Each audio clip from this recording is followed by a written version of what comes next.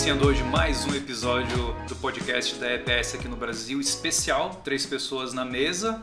Eu sou o Guilherme Avelino, host desse podcast, e os nossos convidados, sim, é plural, tem 21 anos no segmento de papelão ondulado, e embora expatriado, está no Brasil há 40 anos.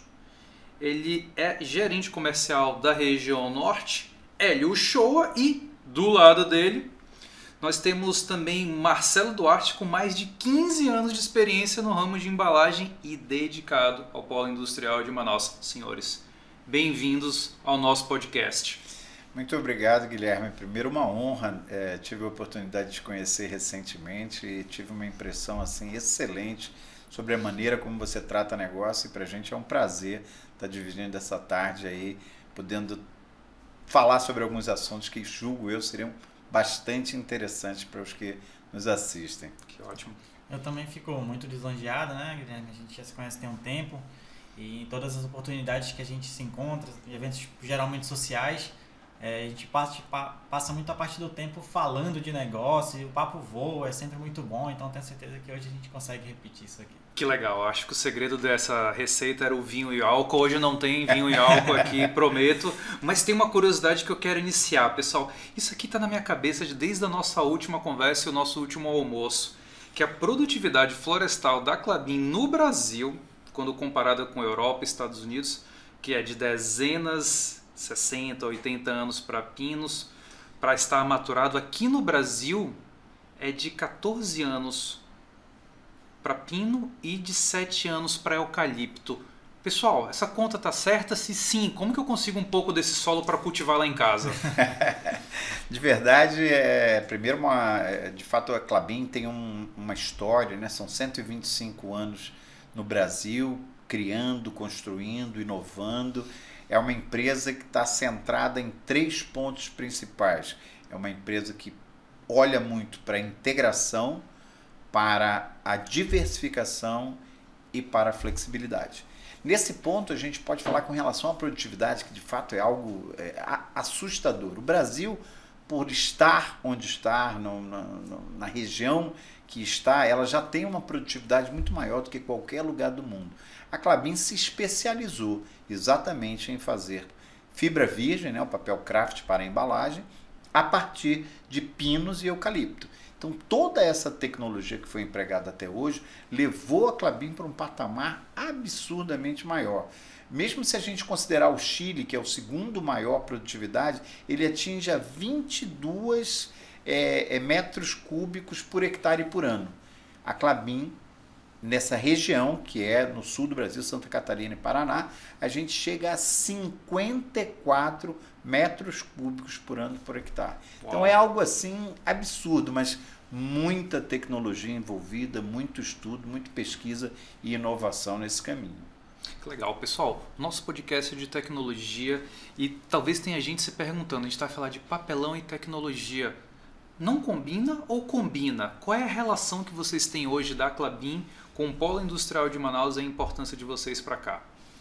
Eu acho que o Marcelo pode falar um pouquinho, porque ele é o executivo responsável pelas principais contas do polo industrial, então eu acho que isso está muito alinhado ao seu dia a dia, né, Marcelo? Ah, sim, tá bastante, é inegável, né? A gente nota que com o passar dos anos, cada vez mais as empresas têm investido em tecnologia naturalmente, e ela está diretamente relacionada ao nosso produto, né? Então os produtos cada vez mais estão personalizados, né? Então antigamente você tinha uma linha de produto, vamos falar de TV, eram 32 polegadas, rodava 50 mil caixas, 100 mil caixas, dependendo do player, e agora tem 3 modelos, 4, 5 desse mesmo 32 polegadas, e um tem a tecnologia X, outro tem a tecnologia Y, que é a busca das empresas da penetração, da personificação desses produtos, né? Então isso afeta a gente diretamente, com certeza. E até tá uma dúvida nossa também, né? Porque a gente sabe que a EPS fornece para empresas similares à nossa.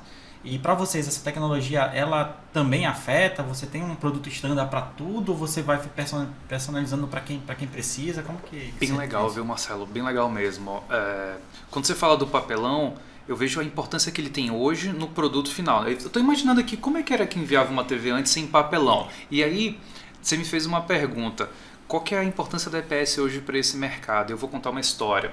Essa história remete ali a 40, 50 anos. Naquela época, quando a gente olhava uma TV similar a essa, ou essas de mercado, 32, 40 polegadas, 60 polegadas, tinha pouca tecnologia embarcada nela. O valor da TV ela era relativamente baixo, era um commodity. Então, o que aconteceu ao longo do tempo?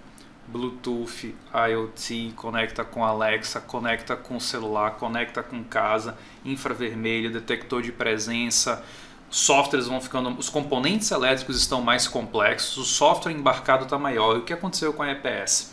A EPS se mostrou muito mais uma solução hoje para essas empresas que gravar o software, como está cada vez mais complexo, está cada vez mais difícil, mais demorado, mais caro. Então, a EPS é expert nisso. Então, os clientes hoje procuram a gente sim. Antigamente tinha um produto padrão. Hoje em dia não. Hoje em dia você tem, às vezes, um componente eletrônico que ele deriva para várias variações de software, cada uma bem específica para atender um mercado específico. Então, a gente fica cada vez mais personalizado no atendimento para o cliente. É algo que hoje acontece na região e na atuação de vocês? Definitivamente. Agora você puxou um viés muito interessante dessa conexão tecnologia da informação e a tecnologia no papelão ondulado. Então, assim, em virtude dessa mudança, se a gente for olhar no auge de 2006, a gente tinha a maturação do mercado de tubo de raio catódico. Daí a gente teve a transformação para o plasma, o LED, agora essa miríade de produtos que a gente tem, mas houve também uma mudança na questão do consumo.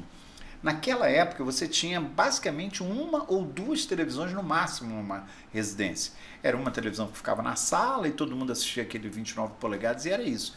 Hoje não, hoje você tem no mínimo da classe média ou classe alta, você vai ter famílias com 5, 6 TVs. Uma no quarto do casal, uma no quarto do filho, uma na sala, uma na área, uma no banheiro, uma na cozinha, é uma loucura. Então essa tecnologia que foi diminuindo o aparelho, porque cada vez eles são mais finos, são mais discretos na própria estrutura de arquitetura das casas, e isso fez com que houvesse um desafio absurdo para o papelão. Como a gente embalar algo que antes era basicamente um cofre, algo quadrado e muito fácil de equilibrar a altura, comprimento e largura, dando a sustentação, para uma caixa agora que tem uma largura muito diminuta para uma altura absurda e um painel enorme. Como proteger isso? Então isso tem muita tecnologia de embalagem, de desenho da embalagem misturada com a tecnologia de papel. Eu preciso definir papéis que sejam mais resistentes ao estouro, que é a possibilidade de numa movimentação a caixa ser atingida, rasgar e atingir a tela, que convenhamos é o principal item da TV hoje, ou mesmo da sustentação dela, porque se ela for empilhada, estiver no estoque, no transporte, se ela não tiver estrutura para compressão e aguentar todo esse peso, faz uma diferença enorme. Então, eu acho que tem uma conexão absurda entre o desenvolvimento da tecnologia e essa customização afetou diretamente também o papelão nesse aspecto. E como vocês veem o desenvolvimento do papelão ao longo do tempo? Por exemplo, você pega alguém que não tem experiência em papelão, que acha que papelão é tudo igual. O que você diria que aconteceu? Vocês resumiriam aí 1, 2, 3, 4 décadas de desenvolvimento de papelão e o que levou a esse desenvolvimento? Essa é uma questão muito interessante, Guilherme, porque antes de trabalhar na Klabin, no papelão, eu trabalhei em outros ramos também, em embalagem. Sempre soube que o papelão é muito importante, mas nada como conhecer a fundo. Eu fiquei muito admirado de toda a estrutura que a Klabin, por exemplo, tem, dessa evolução de 125 anos dela, né? Se a gente parar para notar, o papelão ele é o termômetro do mercado, né? Tudo vai embalado no papelão. E o papelão, e essa dependência, né, das empresas de expedir os produtos, de mandar no papelão, traz consigo também essa necessidade de estar sempre inovando, sempre evoluindo, porque quer queira, quer não, a gente está falando de muito dinheiro das empresas envolvidas, né? Então é muito louco, porque no papelão do lado, às vezes você reduz a caixa num milímetro, 2 milímetros, e você ganha numa composição, ganha na produtividade de máquina, e o desconto às vezes ele é na casa de milhões de reais no ano, né? Então a gente tem também uma coisa voltada um pouco mais para a tecnologia, para essas empresas do polo, é que a gente tem concorrentes muito fortes. Os gigantes do mundo estão todos presentes aqui no polo industrial e eles sempre, um obrigando o outro a evoluir nesse sentido. Então, falando desses gigantes que estão no polo, né, eles se obrigam a concorrer entre eles, e no nosso calendário é muito latente assim, essa questão de alguém vem, quero inovar aqui, vamos fazer esse papelão um pouquinho diferente? E 2 meses depois aparece um outro concorrente que vê a caixa no mercado, cara, eu quero aplicar, mas vamos aplicar aqui diferente para mim, para minha especialidade. Então a gente está sempre se obrigando muito a evoluir, a buscar inovação, a questão também de gramatura, né? Todo mundo no Brasil todo, mas bem especialmente no polo industrial, nas empresas de tecnologia, estão obrigando a gente, vamos fazer uma gramatura menor porque eu gasto menos papelão, eu gasto menos dinheiro, mas eu quero a mesma competitividade, eu quero a mesma segurança de que meu produto vai sair da minha linha de produção e chegar em segurança, intacto, em perfeitas condições para o meu end user ali, né, para o meu cliente final. Tem 2 pontos assim, bem interessantes dessa análise, que é a evolução da construção do projeto. Então, isso que o Marcelo falou tem absolutamente desafiador. Ano a ano, a gente tem que é um processo dialético, né? A gente tem que se destruir para construir, para poder oferecer um diferencial. E lembrando que papelão é uma commodity. É óbvio, absurdamente uma quantidade de tecnologia, tanto do papel quanto da embalagem envolvida, mas no final é uma commodity. Eu estou ali vendendo papelão onde todo mundo faz, principalmente no Brasil, porque o mercado internacional ele é mais consolidado. Os mercados maduros, como Estados Unidos, Europa, eles são bem mais consolidados. No Brasil, a gente tem uma quantidade enorme de fabricantes, tanto de papel reciclado como de papel fibra virgem. Mas eu vejo assim o crescimento e a melhoria da qualidade do uso da fibra. Ou seja, hoje eu tenho uma fibra para saco de cimento, eu tenho uma fibra para saco de miscelânea, como sementes ou farináceos ou café, eu tenho uma fibra para embalagem pesada, eu tenho uma fibra para embalagens mais leves. Então eu fui obrigado também a fazer tanto a combinação da fibra virgem do pinus com a fibra virgem do eucalipto, para que a gente tenha uma composição voltada para o mercado A ou B, assim como eu também tenho tipo de papéis desenvolvidos, que é uma característica da Klabin. Nós desenvolvemos recentemente o Eucaliner, que é um papel fibra virgem somente feito de eucalipto. Obviamente foi uma marca registrada nossa, nós fizemos o registro dessa marca, e é um produto só da Klabin. Já está no exterior exportado e trazida pelo Brasil também. Então, assim, evoluiu muito pelas necessidades do mercado, por essa evolução tecnológica. É interessante vocês falarem isso, porque tem alguns caminhos de desenvolvimento e evolução tecnológica, um é de fato dentro de casa, né, com centros de pesquisas, desenvolvimentos, tecnologias, toda aquela engenharia que tem ali por trás, e outra é de fato a competitividade do mercado. Não que eu morra de amores pela concorrência do mercado, não me entendam mal, mas a competição saudável ela é importante para o quê? Para que todo mundo melhore e eleve o nível de qualidade, entrega, produção, e trabalhar próximo do cliente tem uma importância muito grande. Eu posso dizer que dentro da EPS, os projetos de mais sucesso que nós tivemos certamente foram escritos a 4 mãos, com uma parceria muito forte do cliente. Para vocês hoje, qual a importância e que vocês sentem o cliente dar para o papelão, e como que vocês fazem hoje para trazê-los? O cliente está próximo ou ele já está próximo de vocês? Eu diria assim, acho que você abordou um ponto crucial dentro dessa relação. A gente falava de uma estrutura que é o Early Supply Involvement.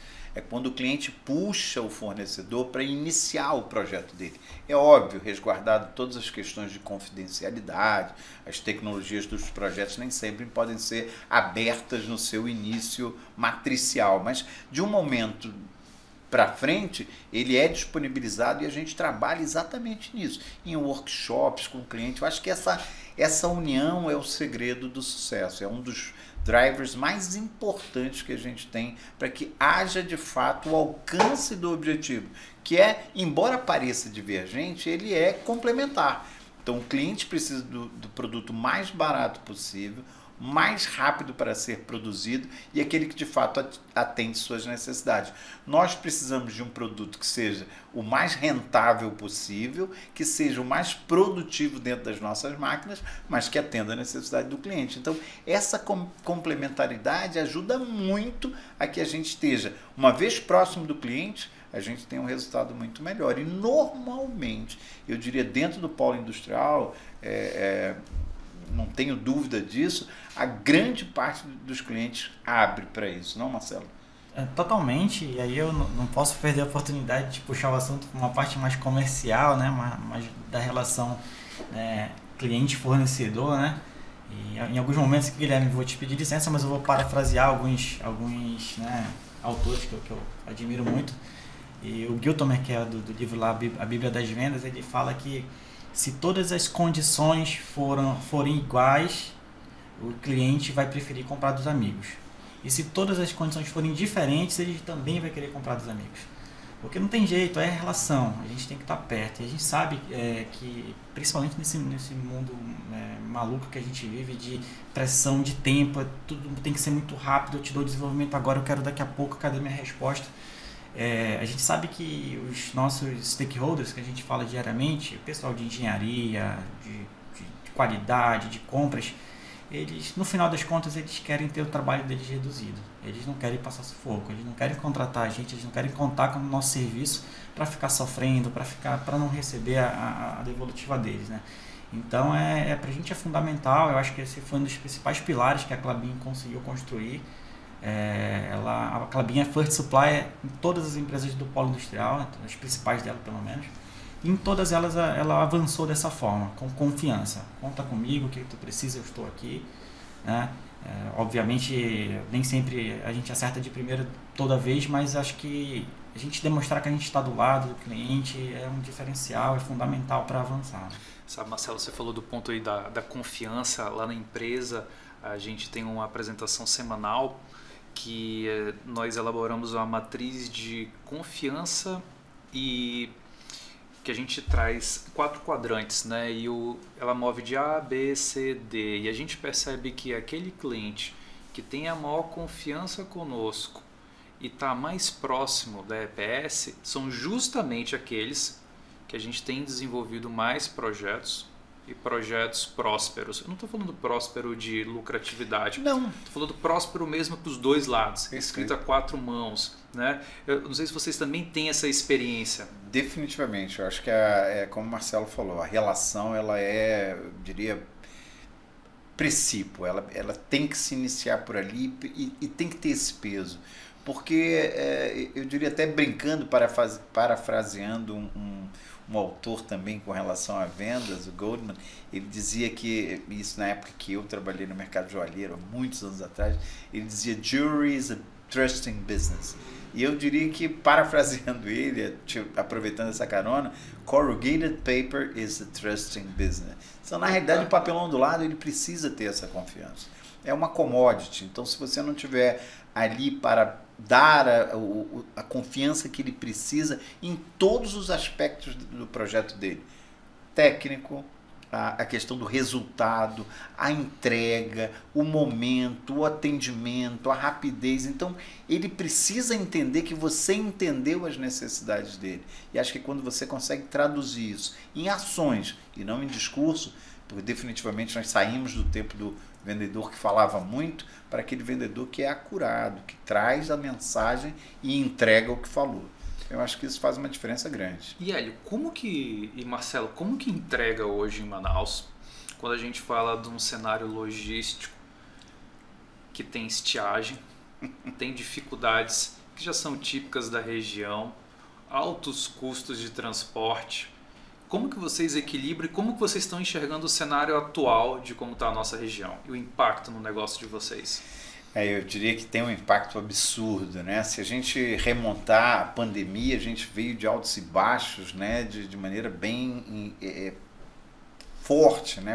Você teve a pandemia, primeiro caiu, ninguém sabia o que ia fazer, começamos com um cenário assim absurdamente novo, de repente volta o mercado em virtude das ações do governo e a gente tem um boom de consumo, onde ninguém conseguia, não ia dinheiro para o serviço, então só ia dinheiro para a sua fabricação, então produto.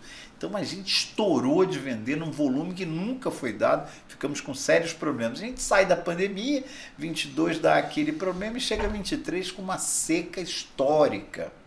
Então primeiro a gente tem dois problemas que desde, vamos dizer assim, do final da pandemia começou a ficar um pouco mais forte, que foi falta de container e atraso do longo curso. Então a gente começou a ter os problemas dessa talvez muito forte globalização. Então todo mundo estava na China. Então quando a China teve um problema, começou a se pensar o que se vai fazer e daí a gente começa a então desdobrar para vieses como o Nearshore, o Friendly Shore e talvez algo que nos alcance que seria o Green Shore, onde a gente tem lá toda a matriz energética limpa, uma estrutura enorme para poder debater com esse mercado. Mas o que eu diria é, isso já começou a causar problema, porque o modelo Zona Franca de Manaus ele está baseado exatamente onde você tem de 90% a 95%, 96% dos teus insumos importados. É onde vale a pena estar no negócio. Então você já começou a ter problema de chegada de matéria-prima ou eventualmente ela não chegar na rapidez ou no momento e aí já começa a ter um certo problema. Quando veio a estiagem, você então juntou longo curso e cabotagem. E aí você tem um problema da chegada de matéria-prima, tanto a nacional quanto a importada, e você tem um problema do escoamento. E isso nos trouxe desafios absurdos de ter que se programar e apostar em algo que nem mesmo o cliente sabe se vai acontecer. Porque eu diria, não há culpa nenhuma, não há esse tipo de ação, o cliente não sabe o que ele está fazendo. Não, ele não sabe porque a estrutura logística e a estrutura de escoamento, por causa dessa estiagem histórica dupla, são 2 anos de estiagem absurda. Então, tudo isso trouxe muita coisa nova, muito desafio, mas acho que, mais do que isso, muitas oportunidades e aprendizados. E quando vocês falam sobre o processo de estiagem. Então os rios secaram, pouca água, dificuldade de chegar qualquer coisa aqui em Manaus, que para quem está assistindo de longe, Manaus hoje é praticamente uma ilha, então chega-se de material de forma competitiva através de forma fluvial. E você também fala de sair de material daqui, de escoar material. Por que é o impacto para vocês quando tem dificuldade de escoar material? Pode falar. Assim, tem uma questão que eu acho engraçada nas últimas vezes que a gente conversou, né, Guilherme? E aí, como é que estão os negócios, né? Anos atrás, na época da pandemia, todos éramos especialistas, né, de saúde, sabia, né? Vacina, o que precisa fazer. E agora, recentemente, eu tenho brincado contigo, todo mundo é especialista em geográfico agora, né? Porque veio essa preocupação, tudo muito novo, né? Então a gente hoje recebe os relatórios das empresas, veja bem como é que está o nível de chuva, veja bem como é que está o nível do rio, está mais seco do que estava no Eu podia anterior. brincar agora, Marcelo, dizendo que olha, o rio, tem aqui um grupo no WhatsApp só focado de como está o nível do rio, porque dada a importância do tema para a região, Nossa, todo mundo tem que saber subir 1 metro, cara, vamos comemorar, está caindo, putz, e agora o que vai acontecer? É o que você falou, né? Exatamente. E como que planeja, né? A gente, inclusive, está conversando na fábrica, né? A gente vai começar o planejamento para 2025, o que eu vou precisar dispor de matéria-prima, de estrutura e tudo mais, você sabe muito bem. 2023 planejou-se de um jeito, a estiagem veio, surpresa para todo mundo, um backlog horroroso dos últimos 3 meses do ano para janeiro, fevereiro e março. E aí dá uma falsa sensação de que o ano começou bem e tudo, e a gente, vamos manter os pés no chão, como é que vai? Não sabíamos que teríamos outra seca, mas vamos lá, vamos com parcimônia aqui para ver como é que fica isso. Agora nós especialistas que nos tornamos em geografia, notamos que, cara, a estiagem desse ano vai ser difícil. Todas as empresas do polo procuraram a gente, vamos mudar a estrutura, quero colocar meu high season em outra época do ano, e a gente mudou absurdamente a nossa estrutura, uma coisa faraônica, e aí a gente vai descobrindo novidades, né? Todo mundo queria produzir ao mesmo tempo, mas aí trouxe o componente A, o B e o C, faltou o D, não monta. Não monta o produto. O que a gente faz? Ainda mais do ponto de vista da Klabin, que tem uma estrutura de produtos volumosos.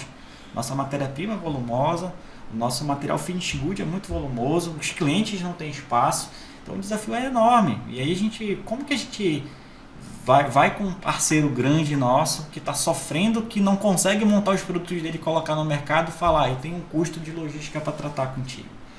E 2025, vai ter estiagem de novo? Não vai? Como que a gente planeja? Eu planejo que a alta do ano vai ser em setembro, outubro e novembro, ou eu planejo que vai ser no meio do ano? Se for no meio do ano, o canal do Panamá trava, então assim, é muito difícil. Esse é um ponto importante que o Marcelo trouxe, que é exatamente essa decodificar como é que entra, mas mais importante, onde nos afeta no escoamento, e aí a preocupação do Rio é que eu consigo fazer um planejamento com a minha empresa e trazer o papel, a minha matéria-prima e todos os insumos produtivos para estar preparado. Mas se o meu cliente não recebe o kit, eu não consigo vender a caixa para ele, porque ele não vai conseguir escoar. E assim, ele tem obviamente um plano em que ele vai enchendo, né, um pipeline lá para seus centros de distribuição, para os pontos mais importantes para estar próximo da venda. Só que chegou um momento que eu já coloquei tudo que eu podia colocar, agora eu vou precisar gerenciar, mas quanto mais ele anda para frente, mais o risco de não ter navegabilidade nos meses de outubro ou quem sabe no final de setembro é um risco. Então a temporada que historicamente sempre foram 3 meses principais, eram marcadamente setembro, outubro e novembro, hoje a gente estava falando, deveria ser em maio, junho e julho, depois passou maio, não aconteceu, passou a ser julho, agosto e setembro, e agora a gente ficou só com agosto e setembro, porque julho também não aconteceu a chegada que todo mundo esperava. Várias empresas postergaram. Então, o nosso medo e o impacto do nosso negócio no escoamento dos produtos não é no meu, porque eu atendo o mercado local. Mas como é que o meu cliente vai fazer chegar a mercadoria dele nos pontos onde o calendário de venda está montado? Sim. É Dia dos Pais, no segundo semestre, agosto, Dia dos Pais, Black Friday no final de novembro e dezembro, Natal. Está posto. Eu não troco essas datas. Então o cliente vai precisar chegar lá. Então é um problema. Tem uma questão, Guilherme, que sempre foi muito fácil planejar, aspas, né? Porque o Black Friday é uma coisa relativamente nova no Brasil. As vendas aquecidas com o Black Friday não é tão novo. Mas estava ali muito colado, então os clientes faziam um ramp-up ali, agosto, setembro produzia muito, outubro, porque não vendeu o Black Friday, tudo bem, o Natal está na cara do gol. E essas oportunidades de escalar a produção... Como é que faz isso agora? Como é que agora eu vou saber o termômetro das vendas no Black Friday e agora em julho, em maio, junho, julho, que era a tentativa de planejar. Mas eu também fico curioso para saber na EPS, como é que fica para vocês lá? Vocês precisaram montar uma estrutura muito maior? Vocês conseguem virar? É uma lancha para vocês virarem ou é um navio para vocês virarem de planejamento? Você sabe que a gente começou falando da pandemia, né? E na pandemia, você falou, primeiro todo mundo virou pseudo-especialista em virologia, saúde pública. Verdade. E a gente teve que lidar com todas essas dificuldades, se adaptar, e foi muito difícil. E a gente teve que se adaptar àquela história, trocar o pneu do carro com ele em movimento. E a gente conseguiu, entre erros e acertos, fazer algumas coisas, né? E aí veio a estiagem, que, dadas as devidas proporções, também é um problema grande para a gente. Em alguns interiores do Amazonas é encarado como um problema de saúde pública, não chega remédio, alimentos, então é uma gravidade muito grande. Lá na EPS, quando veio a pandemia, a gente se adaptou junto com o cliente. Então, apesar do boom eletrônico que aconteceu, como você falou, serviços caiu, consumo de produtos aumentou. Nossa equipe aumentou também. Agora, na época da estiagem, qual que é a grande dificuldade? A gente falava antes disso, Marcelo. É como fazer um planejamento saudável, econômico e eficaz para esse período. A gente está tendo muita dificuldade, porque hoje a gente chega para os nossos top 5 clientes e a gente está próximo deles e entende, cliente, o que está acontecendo? Qual que é a tua estimativa? Qual é a tua previsão? Quais são os teus 3 cenários? O que pode acontecer? O cenário positivo, o realista e o negativo, porque a gente precisa se planejar. E a gente vê hoje uma discrepância muito grande desses cenários. Então hoje lá na EPS, qual que é o nosso segredo? A gente tenta estar muito próximo do cliente, tá flexível. Eu não consigo fazer estoques grandes. Os nossos clientes também trabalham com a gente dizendo assim, Guilherme, eu estou recebendo hoje tem um navio chegando, ele vai estar desembarcando, a gente vai te entregar material meia-noite, eu preciso que você avalie começar a fazer entregas 6 horas da manhã e começo a produzir 8 horas. Então assim, eu vejo que não é um cenário que o cliente está colocando a gente numa situação desconfortável. Ele está numa situação desconfortável, toda a cadeia está numa situação desconfortável. E então assim, a gente está próximo do cliente. E eu trago uma outra preocupação, que eu vou passar a bola para vocês para falar de como vocês estão falando de planejamento. Tem também hoje a forma da gente analisar que isso aconteça de uma forma econômica, para que não haja impacto em toda a cadeia, porque se o produto do cliente ficar mais caro lá na ponta, o que vai acontecer? 2 grandes fatores. Primeiro, ele vai chegar com toda a cadeia e dizer, cadeia, estamos caros, o que podemos fazer? E a operação está mais cara. E segundo ponto, se ele começar a perder produto lá na ponta, eu deixo de entregar. Então esse, Marcelo, é um dos grandes desafios que a gente tem. E digo o seguinte, para passar a bola para vocês, vai vir algum outro desafio que a gente vai aprender nessa nova estiagem, porque ela é estiagem igual ao do ano passado, mas ela vai trazer alguma coisa diferente. Definitivamente. Eu acho que você puxou um ponto também bacana para a gente discutir e eventualmente refletir sobre ele, que é como é que eu torno o meu negócio viável e não prejudicial ao cliente. Porque eu posso chegar a um dado momento, como vamos combinar que a logística fez. A logística começou a ficar apertada, começou a ficar ruim, taxa da seca. Chega lá, o container dele era tanto, mas olha, taxa da seca tanto. Transporte rodofluvial, era tanto, agora taxa da seca. Ele alterou e está tudo bem para ele, porque ele não está muito preocupado com isso. E eu não tenho esse gap. Se eu começo a trazer a ineficiência da operação, e aí como você falou, não tem nada a ver com o cliente. Ele tem uma cadeia toda. Contudo, eu também não posso absorver toda essa ineficiência no meu caixa, na minha rentabilidade. Então, precisamos ser inteligentes de buscar uma solução intermediária que nos deixe produtivos e aderentes ao que o cliente necessita. Na minha cabeça, eu sempre fui um estudioso desse caso específico, que chama-se algo que todo mundo quer, mas ninguém quer pagar, que é o estoque. Então, eu acho que passa essa decisão, ou esse novo olhar, passa por como ter estoque para que você consiga produzir de maneira mais homogênea, mas que esse custo não seja repassado, seja um custo que seja possível de absorver na estrutura e que você consiga servir o cliente na velocidade que ele necessita.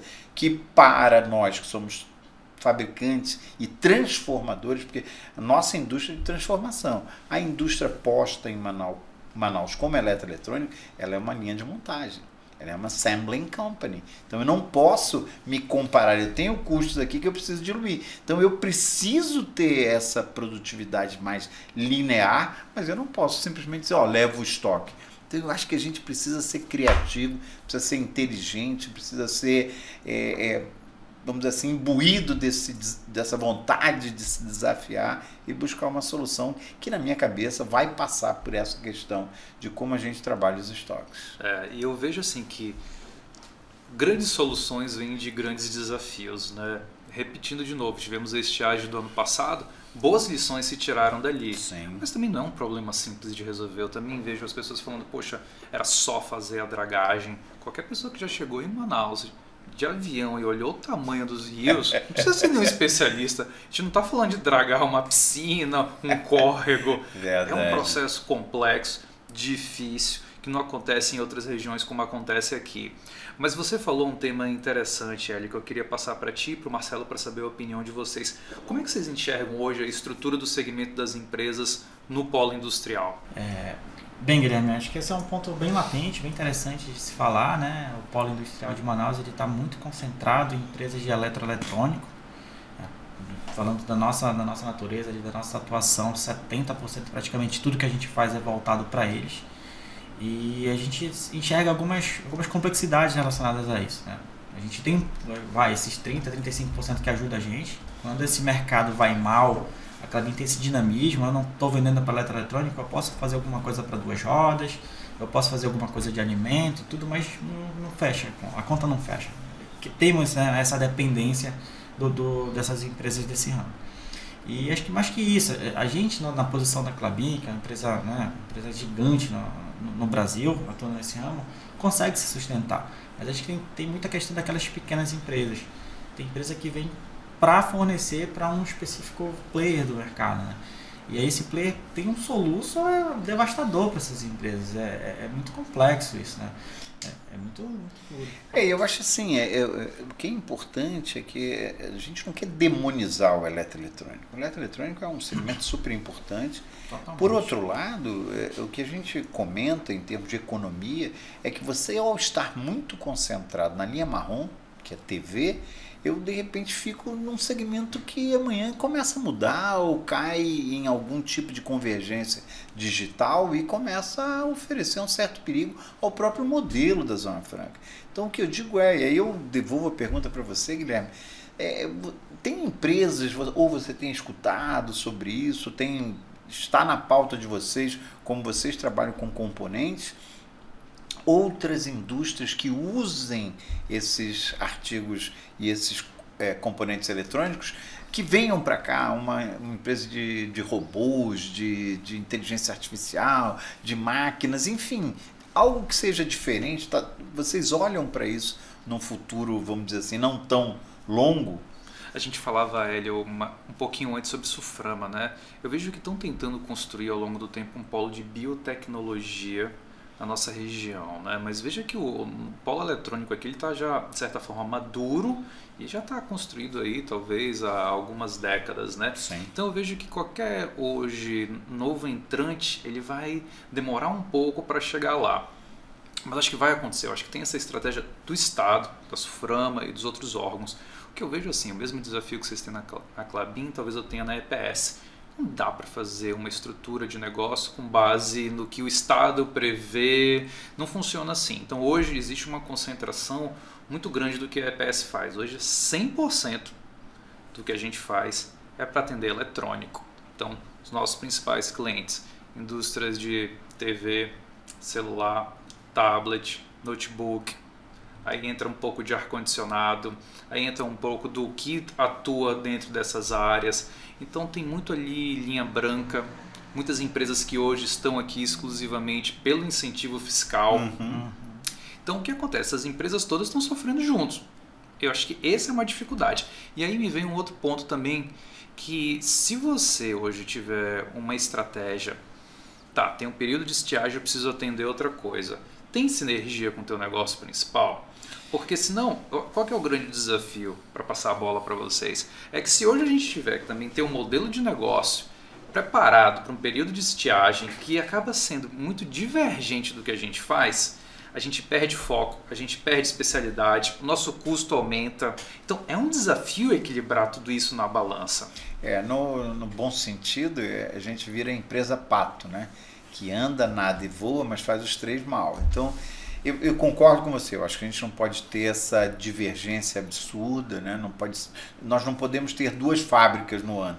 No primeiro semestre voltada para o mercado A e depois totalmente para o mercado B. Eu acho que a gente precisa ter essa linearidade de segmentos, mas diversificar. De alguma maneira, a gente precisa estar de olho. Eu acho que nós temos papéis bem importantes como empresas, a sua que é líder nessa parte de componentes e nós no papelão do lado, de começar a buscar essa discussão e trazer essa, vamos dizer assim, essa preocupação nos entes que não governamentais, como CIEAM, como FIEAM, para que a gente possa discutir e buscar de alguma maneira uma parceria público-privada em que a gente envolve o Estado, que é necessário. Nós estamos num ponto de exceção, então precisa ter o apoio da Suframa, do BASA, da Sudan, enfim. Mas a gente também precisa ter a cabeça do empresário que indica o que ele pode fazer, onde ele pode caminhar. Então eu acho que esse é um desafio que a gente precisa se impor para buscar num futuro, porque aí eu devolvo a pergunta para você no seguinte sentido: como é que a EPS está olhando o risco de ter uma convergência digital e eu não ter mais o uso, talvez, em aparelhos ABC e começa a ficar estreito. Como é que vocês olham para esse futuro aí? O futuro para a gente, Hélio, ele está sendo escrito agora. Por exemplo, vou dar um exemplo que a gente discute muito. Carros elétricos. Por exemplo, a gente está passando por um momento de mudança do motor de combustão para o elétrico. Já é fato, a realidade dos Estados Unidos. A Europa já está um pouco consolidada. Aqui está virando híbrido. Então as empresas viram esse movimento acontecer há 10 anos. Algumas ficaram em dúvida. 5 anos já era realidade. E a gente está vendo empresas saindo do mercado porque os produtos delas foram desenvolvidos para atender o mercado de motor a combustão. E tem várias empresas morrendo. Então quando a gente olha o futuro, dentro da EPS eu enxergo ele com clareza. A eletrificação, conexão. Então todos os produtos que a gente olha hoje, ar-condicionado, por exemplo, até 15 anos, o ar-condicionado não tinha muito eletrônico. Hoje o ar-condicionado tem Bluetooth, Wi-Fi, ele conecta talvez com a tua Alexa. Sim. Ele tem hoje um infravermelho para detectar se tem presença ou não no ambiente. Então cada vez mais ele está ficando eletrificado, seguro, conectado. É um espaço que hoje a EPS ganha. E ganha no sentido, obviamente, de contribuir nesse mercado, trazer segurança, qualidade, uma solução que o mercado queira. Mas hoje o mercado está se escrevendo ao longo do tempo. Então, quando a gente olha o mercado do Brasil, ele é um reflexo, de certa forma, da economia, a gente observa, por exemplo, estamos num boom de ar-condicionados agora. Né?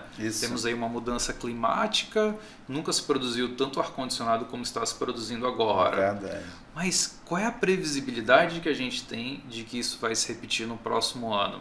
Não, é difícil dizer. Talvez tenha ali um efeito que pode vir a durar 2 anos, mas ninguém sabe. Então, o nosso planejamento hoje ele é muito voltado para quê? A tecnologia está crescendo. Nós queremos ser especialistas na nossa área. Então, a gente está bem focado. A gente não está olhando 3, 4 mercados ao mesmo tempo. A gente quer estar próximo do cliente para entender qual é a necessidade dele. A gente quer estar próximo dos fabricantes para ver que novas tecnologias estão saindo no mercado, Europa, Ásia, Estados Unidos. Temos que acompanhar aí o que está acontecendo China e Estados Unidos. Então, Estados Unidos o mercado se fechou um pouco, voltou para olhar para dentro, China está recuada e o Brasil está ali no meio. Né? O Brasil, será se vai borbulhar agora? Será se agora que o Cristo Redentor vai decolar, não vai decolar? Fica sempre aquele sentimento de que vai. Eu li uma matéria esse final de semana que dizia... porta-voz da Casa Branca anunciando novos investimentos para eletrônico. Ele falava de Panamá, falava México, falava América do Sul, eu vi lá Uruguai, nada do Brasil. Então é difícil também fazer uma futurologia realista, pé no chão do que vai acontecer para o Brasil. Mas respondendo a tua pergunta, hoje a EPS se posiciona assim, a gente está próximo do cliente. O cluster de eletrônicos do Brasil é Manaus. Sim. Então o lugar mais competitivo para se produzir eletrônico é em Manaus. E a gente tem uma fábrica em São Paulo que hoje a gente observa. Grandes empresas optaram ficar por São Paulo, talvez não são grandes multinacionais, então elas querem instalar porque o corpo técnico está lá, elas estão lá há 50 anos. Qualquer movimentação que elas façam para vir para cá é complexa, aquela história do navio e do jet ski. Talvez ela encontre novos problemas que ela não teria previsto. Mas quando você pega multinacionais aí que tem fábrica em São Paulo, uma no Sul e uma em Manaus, cara, elas não conseguem mover a linha com muita agilidade, né? Então a nossa estratégia é acompanhar os clusters eletrônicos. Por outro lado, eu concordo com você, e por outro lado eu tenho visto também esse movimento da mudança dos principais players de eletroeletrônico. Então eu digo assim, eu sou, no início da minha época profissional no papelão ondulado, a gente tinha uma predominância quase que esmagadora da Philips, que era uma empresa anglo-holandesa, europeia, com um nível de qualidade absurdo e que trazia o que tinha de melhor de inovação, sustentabilidade, enfim. E aí você tinha os coreanos começando a crescer, LG, Samsung, começando a aparecer no mercado já com uma certa boa presença, mas ainda não como dominante. Quando houve essa mudança dos raios catódicos, saída do plasma e entrada do LED, eles conseguiram uma competitividade que fez a Philips desistir. A Philips simplesmente saiu do home entertainment, do negócio de linha marrom, e foi tocar outros negócios na Europa e saiu do mercado. Vendeu a licença para uma empresa chinesa e aí me chamou a atenção isso. Hoje eu tenho mais empresas chinesas entrando entre linha marrom e linha branca, dividindo aí TV e ar-condicionado, do que qualquer outra nacionalidade. Então, talvez a gente esteja experimentando um novo Swift aí daqui a algum tempo. Não é simples, não estou dizendo que será, não é uma previsão, mas é algo que a gente começa a perceber a entrada de novos players no mercado. Eu sempre tenho uma preocupação de como essas empresas vão fazer a estratégia delas de gerenciamento da cadeia de fornecimento. Por exemplo, tem uma matéria que foi divulgada de que hoje a Tesla é sempre case para muita informação, né? Que 95% hoje de todos os produtos que compõem o Tesla 3, que é o novo carro deles, ou talvez o de mais saída, 95% é produzido dentro da Tesla e nos Estados Unidos. Ou seja, eles controlam toda a cadeia de fornecimento e de produção. Aí, voltando para cá, para Manaus, eu também tenho essa preocupação para saber se vai haver esse cuidado com o ecossistema ou se essas empresas tendem a utilizar a sua própria cadeia de fornecimento para suprir todas as necessidades. Passa a bola para ti, Marcelo, tu ia complementar alguma coisa? Na verdade, o que a gente tem notado, né, dentro do que o Ed falou, é que está aumentando a competitividade. A gente falou num dado momento aqui no nosso bate-papo, né? Que a gente percebe que a competição ela vai ser muito mais acirrada. E aí com isso a gente vai notar oportunidades surgindo, né? Porque ideias, coisas que essas empresas que a gente tanto fala aqui hoje era impensável, não aceito, agora, momento de ser criativo. Vamos tentar aceitar. E isso está começando a respingar na gente. Estou começando a procurar, isso aqui a gente não fazia, mas será que se dá um jeitinho? Então, é isso que é esperado. Eu acho que isso, de certa forma, é bom, né? O papelão do lado, a gente brinca, é o papel, né?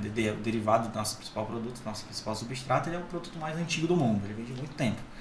E a gente nota que ele tem vida longa. As empresas podem mudar o tamanho dele, o jeito dele, mas ele vai continuar sendo necessário. É muito difícil ter um outro produto que embale tão bem e que tenha essa utilidade tão adequada, tão casada com esses produtos, né? E com custo, né? Exatamente. O papelão vem ali, embala o produto, ele é um envoltório do produto, ele é um transportador do produto por muito tempo. Ele cumpre a vida dele por algumas semanas, meses, dependendo de que área que é. Ele volta para o mercado, tem um certo organismo que sustenta o papelão do lado no Brasil. Mas assim, eu ainda fico curioso da EPS com isso, né? Fazendo uma análise SWOT para a gente, o papelão ele tem vida longa. Assim, a gente nota que ele ainda vai ser muito necessário. A gente investe muito em tecnologia, aprimora, o papel está cada vez melhor. A Klabin tem um centro de tecnologia, clona árvores e tudo, tem uma verticalização enorme. Mas para ti, existe alguma ameaça, uma análise SWOT tecnológica? Cara, pode vir uma tecnologia que possa sobrepor a minha, que me faça me mover. Como que tu enxerga isso, Guilherme? Eu acho que toda vez que alguém fala que tem muita segurança sobre o nicho, que está tranquilo, eu fico preocupado, né? Então, naturalmente eu tenho muitas preocupações no nosso trabalho, né? Uma delas hoje é a alta do dólar, né? Então, eu acho que ela é uma preocupação comum para todas as indústrias. Sim. E o ecossistema da indústria, né? Então, essa é uma preocupação. Por quê? Porque hoje todas as nossas máquinas, equipamentos, parte do desenvolvimento, ele é todo dolarizado. Então, se eu continuar investindo hoje para estar à frente da tecnologia, trazendo novas soluções, equipamentos novos, algoritmos que são muito comuns na nossa área, meu custo fica todo em dólar. Então, isso me preocupa muito em relação ao cliente. Em termos do que a gente prevê ali que pode impactar a gente, por exemplo, teve um momento muito claro que foi o que iria acontecer com a China, né? A China Sim. estava naquele boom ali de produzir tudo e de entregar a solução pronta. A China é boa de fazer isso, de querer entregar a solução pronta. Então isso preocupou a gente, pô, até onde a China vai, que talvez de lá eles consigam matar o nosso negócio, né? Mas hoje tem um valor estratégico para o nosso cliente ter a solução aqui. Por quê? Primeiro, custo. Todo lado dele, Sim. fala a língua dele.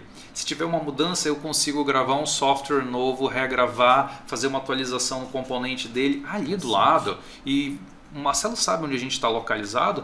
Eu estou localizado a menos de 5 minutos dos nossos principais clientes. Faz uma diferença enorme. Então, alguns principais clientes entendem isso, mas isso também não quer dizer que traz uma segurança para a gente. Que a tecnologia está mudando, inclusive a pressão que tem hoje sobre os nossos clientes não é a mesma de 5 anos. A forma como a gente fazia negócio lá atrás mudou. E isso até me leva para a próxima pergunta que eu tenho aqui. É que mudanças que vocês viram no processo de gerar negócios? Você tem mais de 20 anos, Marcelo tem mais de 15 anos atuando aqui na indústria em Manaus. Eu diria assim, primeiro o impacto que me chama a atenção, e eu me lembro bem disso, que quando comecei no Distrito Industrial trabalhando com papelão do lado, as empresas elas tinham uma estrutura bastante inchada. Bom, talvez fosse apropriada para aquela época. Então você tinha um diretor residente, você tinha o diretor geral, você tinha o gerente, você tinha a secretária. Então você tinha uma estrutura administrativa bastante pesada e talvez a tecnologia que não fosse tão avançada naquele momento também acabava ajudando a ter esse tipo de estrutura. E o que nós vimos, eu pelo menos presenciei isso bastante de perto, é esse downsizing de hierarquia.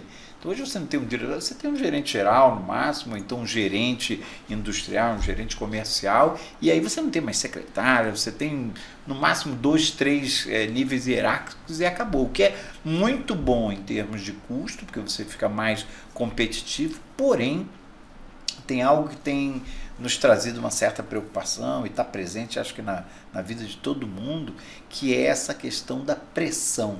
Então você é responsável por várias áreas, por várias atividades e você precisa dar conta, porque em dado momento o processo acelera, seja por causa da sazonalidade, seja por causa de um evento climático, de algo que está trazendo novo aí, mas existe isso, e isso traz uma pressão enorme. Então esse eu acho que é um dos pontos que mudou, e a outra estrutura que mudou, e aí eu devolvo um pouquinho a pergunta para você, que é uma curiosidade que eu tenho. Durante esses anos no distrito, eu vi uma certa dança de vai e vem entre internalizar a tecnologia, o trabalho dentro de casa, e depois externalizar. Não, prefiro fazer o meu core business, que é isso, e deixa isso para o outro. Aí daqui a pouco você diz, não, traz de volta o que eu vou fazer. Como é que você enxerga isso, ou pode talvez nos clarear um pouquinho como isso tem acontecido aí? Bacana, Hélio. O que eu vejo nesses 13 anos de EPS aqui? Quando a gente olha ali para 2011 até 2013, capa da Times, Cristo Redentor decolando, o Brasil ia ser o país mais próspero do mundo. Nada aconteceu logo após isso. Mas de 2011 a 2013, boom econômico, né? PIB ali de 5, 6%. O que as empresas fazem? Foca no core business, o que não é core, terceiriza. Então a gente sente hoje um reflexo muito grande da economia na decisão do gestor de terceirizar ou internalizar. Segundo ponto, valores estratégicos. Quando o cliente tem ali uma segurança na informação, e hoje de novo, o que se grava de software e componente eletrônico hoje é diferente do que a gente gravava há 13 anos. Hoje a gente fala de criptografia, chave de segurança, informação cibernética. O software hoje ele tem valor estratégico para o cliente. No passado o software ligava a TV. Hoje o software é talvez o componente de desenvolvimento mais caro da TV. O cliente põe isso na mesa, terceiriza ou deixa aqui dentro. E aí o que a gente começou a fazer? Cria esses sistemas de criptografia, firewalls, bancos de dados seguros, salas fechadas para trazer essa segurança. Então hoje eu vejo ainda, Hélio, alguns gestores que têm uma mentalidade às vezes antiga de que tudo eu deixo dentro de casa. Que no passado existia isso, né? Grandes conglomerados. Philips fazia isso, Gradiente. CCE. Tem que comprar isso, CCE, tem que comprar isso. Não, compra a máquina e faz aqui dentro. Não, pô, mas os caras que fazem isso são especialistas. Compra eles também, né? Havia isso, né? Então, hoje eu vejo uma mudança de core business. Qual que é o meu foco? Meu foco é esse aqui. Então, qualquer coisa que se desvie muito disso, quem que é o especialista? Ele é o especialista e passa para ele. Então, eu vejo assim, isso flutua muito. Economia, momento econômico, o que está acontecendo com um produto. Acho que tem uma questão também muito relacionada com isso, né, Guilherme? Que essas empresas que tentaram e fizeram isso, você coloca na ponta do lápis, muitas vezes consegue equilibrar a conta. Se eu trouxer a máquina, se eu contratar um especialista, se eu fizer, eu consigo. Mas o nível de trabalho, o nível de pressão, tudo isso se paga, vale a pena, né? Então, cada vez mais a gente vê mesmo essa questão de a empresa ter o core dela e focar nele, compor com uma outra coisa, né? E contar com outros. Mas falando da estrutura também, né? Que uma pergunta que trouxe a gente para esse momento da conversa aqui, a estrutura das empresas é muito engraçado, que você vai no Google, trazer de novo para a área comercial, para mim é irresistível, né? Você vai no Google e pesquisa curso para comprador ou curso para vendedor, você vai olhar infinita, 10 vezes mais. 10 vezes mais. Então eles estão muito mais preparados de quem vende, né? A gente tem essa mudança que estava falando de como trata a área comercial, de como trata essas pessoas, mudou muito. Antigamente, tu atuar na área de vendas, tu atuar tentando vender alguma coisa, tu bastava ter um bom papo. Tem um bom papo, eu consigo levar. E hoje é muito diferente, tem uma série de valores envolvidos, vender é uma ciência, então você não consegue, é inconcebível que você dê o mesmo tratamento que os teus vários clientes diferentes, porque cada um falou de um jeito.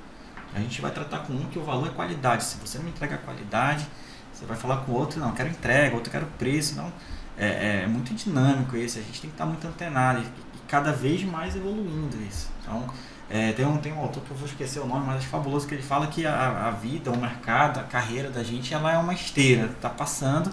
Se você ficar parado e não olha para o lado e não evolui, você vai ser levado para trás. Se você anda, você vai ficar estático ainda ali. Você precisa acelerar sempre, correr sempre atrás de conhecimento, atrás de coisa nova, porque senão fica cada vez mais difícil tu negociar. Você fica sempre numa posição de dependência. Eu preciso da outra parte. Não é bem assim, né? Porque tem uma relação de interdependência. O que eu vejo muito assim, Marcelo, é que o vendedor do passado ele era muito bom na arte da persuasão. Discursos bons, textos bem escritos, cabelo sempre penteado para o lado, e ele conseguia convencer na força da vontade, né?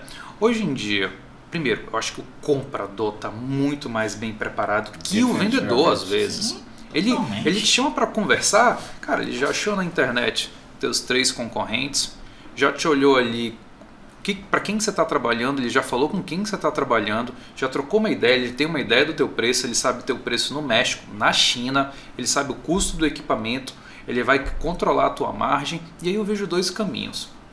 Você pode até ficar bravo com esse comprador. Pô, que comprador, esse comprador não é legal, porque você define o que é legal com base em valores emocionais, né? E não, poxa, sim, ele está fazendo o trabalho dele, ele está procurando, sim, o melhor negócio dele, né? Então, hoje o comprador está melhor preparado que o vendedor. E esse vendedor passado, cara, ficou para trás. Hoje o vendedor, realmente, vou trabalhar numa opção boa, competitiva, num preço justo, mas eu preciso de informação, preciso estar próximo de você. Então, essa relação que o vendedor não construiu ao longo do tempo, ele vai ter que construir agora. E o comprador aprendeu que ficar distante às vezes é um bom negócio. Por quê? Porque se ele te deixar muito perto, você conta muita história, enche ele de informação, tenta convencer ele de dizer, não, eu vou te falar a verdade, cara, só o nosso produto é bom, todo o resto é porcaria. Não funciona assim. Às vezes eu vejo, eu tenho concorrentes no mercado, cara, o produto deles funciona, a solução deles funciona. Mas a minha solução é para esse perfil aqui, A, B, C, D, nessas condições. Então eu acho que a gente está passando ainda por essa mudança e os dois lados estão se adaptando, tanto o vendedor quanto o comprador. E eu acho que eles estão se equilibrando. Eu acho que essa é uma questão bastante interessante, que eu diria que é uma maturação da relação, né? No início, que era a era do produto, eu passei a ter tecnologia no produto e eu vendia aquilo ali como, isso é a salvação da lavoura, tudo que eu tenho aqui é o que você precisa. Depois começou a ter a competição, então você passou a ter gente que produzir igual ou melhor que você. E aí você entrou na fase da manipulação, ou de tentar mostrar que o seu produto era isso ou era aquilo, e a sua eloquência ou o seu texto poderia lhe garantir algum diferencial. Contudo, eu acho que agora a gente voltou, back to the basics, né? A gente voltou à questão do o que ele precisa e o que eu posso garantir como valor para que ele possa, de fato, enxergar no meu produto ou no meu serviço diferencial. Mas mais do que isso, eu sempre falo para toda a equipe que nós precisamos mudar essa questão quase que impositiva de tratar somente com a área de compras. A gente precisa ter outros interlocutores na área de marketing, né, para poder entender melhor a empresa e colocar valor na proposta. Porque produto todo mundo tem muito próximo, qualidade todo mundo está correndo atrás disso, economia está todo mundo correndo. Mas qual é o valor que eu entrego? E eu acho que você tratou alguns pontos bem interessantes, que é a questão de estar próximo, de poder fazer o serviço mais rápido, de atender, de entender o momento dele. Para mim, o mais interessante disso tudo, eu deixaria por último para te ouvir um pouquinho, é a questão do seguinte: tem mudado os parâmetros, isso é um desafio enorme. Você falou em controle, o cliente quer controlar o meu ganho, o meu custo, o meu cost breakdown. É verdade, isso é uma grande verdade. E os parâmetros têm sido absurdamente diferentes. Eu vou citar dois somente como comentário, mas que me trouxeram bastante surpresa, embora achei muito interessante. Então, determinados produtos sendo controlados em polegadas e outros sendo controlados em quilômetros. Falei, mas que relação tem esse produto com quilômetros? Mas é uma questão da base da produção, a base do insumo principal. Então, você começa a traduzir consumo disso com, se você consome mais isso, então vamos olhar para essa métrica. E aí eu queria ouvir um pouquinho de você, como é que está na tua percepção nesse segmento específico de componentes eletrônicos. Como é que está isso? Como é que eles olham para vocês nessa questão? Como é que está essa relação? Hoje a relação ela está dividida em detenção de tecnologia. Eu acho que o cliente procura a gente para entender quanto de tecnologia a gente tem. Okay. Então, é uma EPS com mais de 30 anos no mercado, está na Irlanda, 22 unidades no mundo inteiro, desenvolvimento próprio na Europa. A gente se sente confortável de dizer que estamos acompanhando a tecnologia. Como os clientes nos medem, né? Milhões de componentes entregues. Então, quando a gente olha para o cenário Brasil hoje, mais de 160 milhões de componentes entregues. Bacana. Então, eu olho para TV, câmera, tudo isso que tem aqui, eu tenho certeza que tem componente eletrônico que passou pela EPS aqui. Essa é uma das métricas que o cliente avalia a gente. E eu entendo a importância do preço, né? Mas equilibrar preço e valor é um verdadeiro desafio. Senhores, para finalizar aqui, uma última pergunta para vocês. Previsão de futuro para o mercado. O que vocês encaram para o mercado no distrito industrial e o que vocês encaram no mercado de vocês que pode acontecer? Bom, primeiro, eu acho que com relação ao distrito, a gente tem o ano de 24 é um ano bastante complicado. Eu acho que a gente acaba sendo igual ou talvez, eventualmente, um pouco menor em relação a algumas empresas pela competitividade super acirrada, mas será um ano muito parecido com o que foi 23. 25 acho que será um ano um pouco mais restrito, porque é o momento da reflexão e entendimento de onde vai o drive, mas eu tenho notado dentro das empresas uma coisa muito interessante no distrito industrial, que é tirar o peso do balão. Alguns projetos que antes faziam parte dessa, diria, demasiada diversificação estão começando a ser dropados. Não, esse não. E talvez haja uma concentração e um maior esforço de se prender aquilo que realmente é, de novo, a questão do core business. Então eu acho que a partir do ano de 26 a gente tem um novo ciclo bom ocorrendo. É essa a visão que eu tenho das empresas de eletroeletrônica, e aí olhando sempre a entrada de novos players. Isso é algo que eu tenho certeza absoluta vai acontecer, mas muito em cima do core business. Eu acho que esses side products, né, esses produtos laterais, queria fazer isso, vai acabar saindo um pouco, talvez um pouquinho menos de customização, e aí e talvez tenha até a ver com tecnologia. Então eu vou embarcar mais tecnologia em menos produtos para dar mais valor para o meu consumidor. No negócio de papelão do lado, eu acho que você está corretíssimo. A gente não consegue dizer que a gente está tranquilo. Nós temos uma competitividade enorme, porque embalagem troca de embalagem. Então, coisa que era de plástico passou a ser papelão, coisa que era de madeira passou a ser de ferro, coisa que era de ferro passou a ser de madeira, e assim vai. Então, o mercado sempre vai buscar o seu melhor arranjo, ele é soberano, ele acaba criando, e a gente tem que estar de olho muito nessas oportunidades de novos mercados. Porque se eu não olhar o novo mercado, provavelmente o meu antigo vai diminuir. Dentro dessa ideia que o Marcelo trouxe, bem bacana, que estar na esteira, mesmo andando, me faz estar no mesmo lugar, porque ela está me levando para trás e eu estou tentando ir para frente de maneira ainda lenta.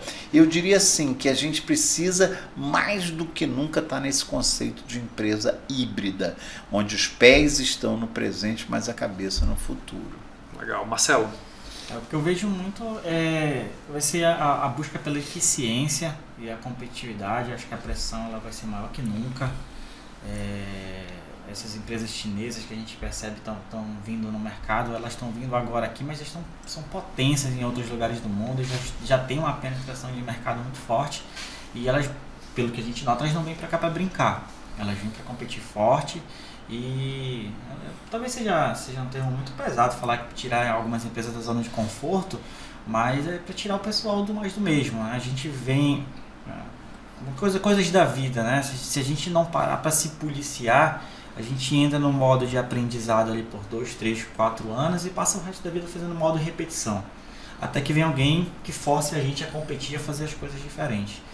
Então, o que eu espero muito para o ano que vem é um ano diferente, é um ano de muita procura por isso, muita procura por inovação.